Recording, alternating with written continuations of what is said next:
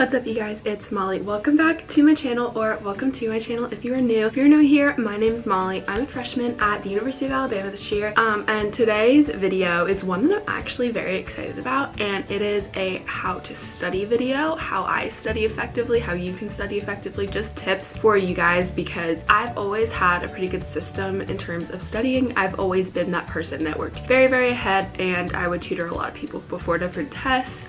Even sometimes tests that I had the same days, I would spend the time tutoring them just because I was always very diligent in working, and I figured out a very good system that I translated from high school over to college. And a lot of people thank me for a lot of the things that I do in terms of helping them prepare for tests and things like that. So I thought I'd put it into a video so you guys can kind of learn from me. If maybe you're struggling studying or you just need a new system, I want to be able to help you guys with that. To this day, people at my high school use my study materials, and I will get into those as this video goes on, but I just have a bunch of tips for you guys and ways you can kind of improve your routine and make it a lot less stressful for you to have to go through a studying process, because I know I've dealt with a lot of anxiety when it comes to school and like the pressure from it, and it's totally normal. So if you're feeling that way, just know it is totally normal. But the system I worked out really does help with that, and it makes me just like overly prepared, but not in a way that I'm cramming too much, and it's just very evenly spread out across my weeks or whatever it may be. So I just want to share that with you guys. So if that is something that you're interested in, keep on watching and let's get right into the video. Okay, I have a quick disclaimer for you guys. What I'm sharing with you guys is stuff that has worked for me since high school. It is stuff that has proven well for me.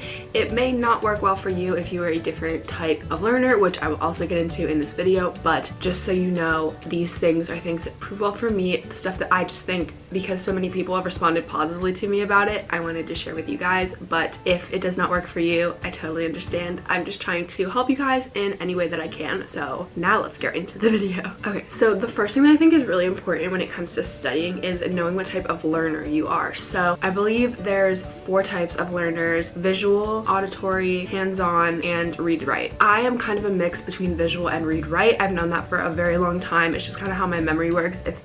I keep studying things in a repetitive way, if I write my notes multiple times, if I look at flashcards so many times, those types of things really do work best for me. Obviously, if you're an auditory learner or a hands-on learner, that would be a little bit different, but that is how I learn best. I know people aren't always one strict type, so I'm kind of a mix between the two. I think identifying that is super important, because you don't really know how to form a routine if you don't understand what works for you and how your brain works. Like, if I didn't know I was an auditory learner, I probably wouldn't try to listen to the lecture online over and over again until I figure it out or something like that. So that is one of the first important tips that I think you guys, if you don't know your learning type, you should figure out, because it will help you narrow down ways to study in the long run. My second study tip is use a planner. So this can kind of go across for studying, for just planning life. I have 2 planners. I use this Erin Condren planner, these are customizable.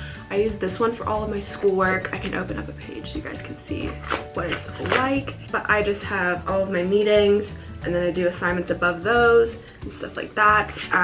Any like appointments I have and things like that I put in here. I have another one though to plan out videos, so if you think you can put everything into one planner, that's great. I just divide it up, but I have 2 planners just because that's how I divide it up in my brain. If you can use one planner, that's great. I would recommend using one, because you don't forget anything if you write things down. I promise, whether what type of learner you are, it's just good to have everything written so you guys are on top of all of your work. So that is definitely another thing I would recommend. The next one is go to class, take notes, but also do reading and prep before. This one I feel like is more important in college. Well, I shouldn't say just in college. It is definitely prevalent in high school as well, but I feel like more in college you're given a lot more reading prior to lectures. I know especially in 2 of my classes we have readings a lot, and I try to do them before the class that's discussing it, so I'm not in the dark when he's going over the material. So I would just recommend that. It gets you a lot more prepared, and if you're taking those notes prior to class, you can kind of just fill in the blanks during class. And then I feel like another good thing about that is if you already kind of know what the professor's talking about, you can focus more on what they are saying rather what they're putting up on their slides, and you can kind of focus on the little nitpicky things they might be pointing out to you and things you should keep an eye on. And that's the kind of things that I add to my notes when I go to lectures and things like that. So that's just another really important thing. The next little tip I have is review your notes after, rewrite it, clean them up if you need to help you better understand. This is kind of one more prevalent for read-write learners. learners, I do this a lot. I sometimes go into class and write my notes. If I do write my notes, normally I try to type them just so they're a little bit neater, but if I do write them, I write them very fast and very messy, and it's never good. Like, I can't just sit and read them and study those because it's so messy.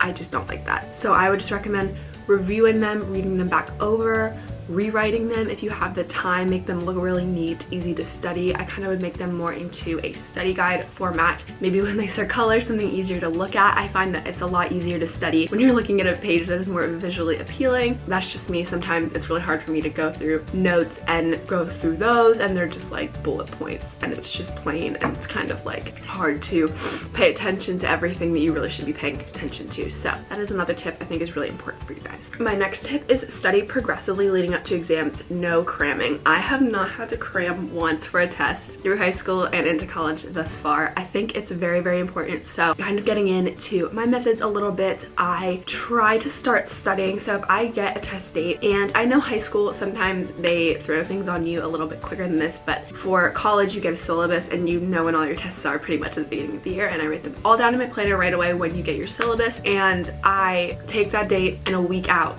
I put start studying. So I don't have to cram that day. I can do like 15 terms out of like the 90 terms or something and really get those down. And then as each day goes, I'll cross more of them off. And then the last like day or two, I'll spend reviewing everything in its entirety. So that's what I always do, and it proves really, really well. And the great thing about that is I don't have to spend 4 or 5 hours studying for a test. I can probably do a good 30 minutes a day. And then as it goes up, maybe do an hour the day or two before when I'm reviewing everything, but only a little bit when I'm trying to master a few key terms because it helps them stay in my memory longer. And I think it's also a really good way, especially for visual learners, just kind of seeing that repetition for a day and then going on to the next. It really helps you kind of progressively build that up. It's proved really successful for me. I love this system, but I just thought you guys would be interested as well. So that is one way that I kind of go through my study process. My next tip is don't study in your room. This one is more prevalent to me. I think this might be something that kind of relates to a lot of other people, just because I feel like when you're in your room, you have a lot of distractions. I know in my dorm I have a TV, and when I'm in my room and it's quiet, I can't sit here. It kind of drives me nuts. I need a little bit of something happening around me, so I tend to go to like a cafe, a Starbucks, something like that. I feel like when you are studying in your room, you're kind of looking for something else to do. Most of the time when I'm at Starbucks or something, this might just be for me, but I feel I'm trying harder to get focused because I know people around me are doing other things. So that is one thing I really do recommend. I know not everybody likes to go study in a Starbucks because Starbucks can get pretty crowded. I know here on campus they can get pretty crazy, but I think you just find like a place that works for you. It's kind of that happy medium. Sometimes I even study in the common area of our dorm just because sometimes we're all out there doing homework and we can talk a little bit, but we are all trying to focus at the same time. So that is something really helpful as well. The next tip is one way is creating a creative study guide that touches on the more main points. This is more for read-write learners, and I touched on this a little bit before, but like I said, if you make a study guide a little bit more aesthetically pleasing, it's a lot easier to look at and want to review. For read-write learners, this is a really good way to map out like some main things. You're not writing down everything again, but you're kind of putting down the things you really, really do need to understand.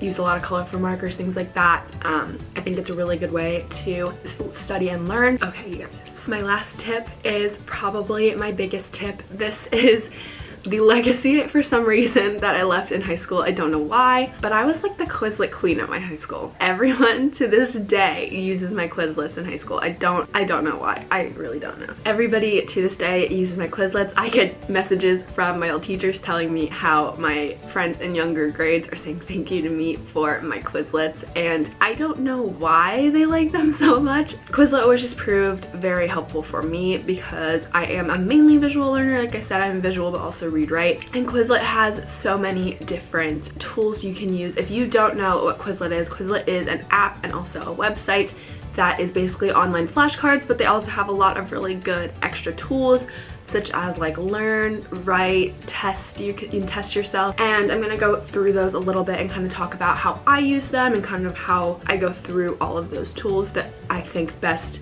helps me understand the material. Okay, so the first thing that I would do on Quizlet is there's a tool called Learn, and if you don't know Learn, basically it takes all of your flashcards, and it generates them either in flashcard form where you just click on them and the answer comes around, or it does multiple choice form, and if you get it right, it goes on to like guessed it right, or if you don't, it goes back into the deck and you keep going until you get them all twice, which is a really good way to go through repetition style, which is great for visual learners. That is one that I really do enjoy, and honestly, it just, because of the repetition, I think it really gets in your brain a lot better.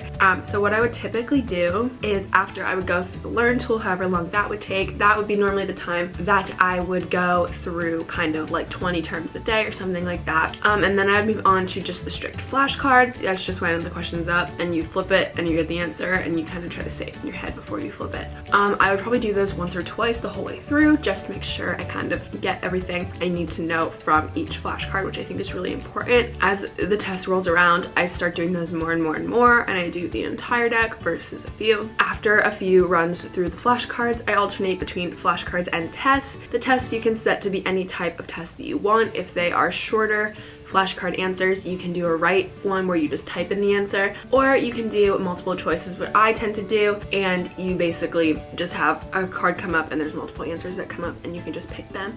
You can set entirely how many questions you want to be in the test. It'll tell you which answer is right at the end. It'll give you a grade, which is, I think it's a really great way to kind of apply it into a test setting. I try to make a lot of my Quizlet questions in test form, whether it's true or false, or it's just like, what are these characteristics of this, or something like that, and it does work very, very well. So that is pretty much the entire Quizlet process for me. There are a lot of other tools. There's a matching game, there's like a bunch of other things I have used in the past, but the learn tool, test tool, and the flashcards are the go-tos for me. And in that order, obviously, learn, flashcards, test, and I kind of integrate flashcards and tests together as I do the day before test process. So that is a little bit about Quizlet. If you are not familiar with Quizlet, I would highly encourage you guys to use it because it is a really, really great tool. And I know some people do like to write their flashcards down, but I personally like the fact that I don't have to hurt my hand when I'm writing 200 flashcards, and because I can just type them into Quizlet. So that is everything for Quizlet. Okay, you guys, that is everything for my study tips, how I study effectively video. I hope you guys enjoyed it.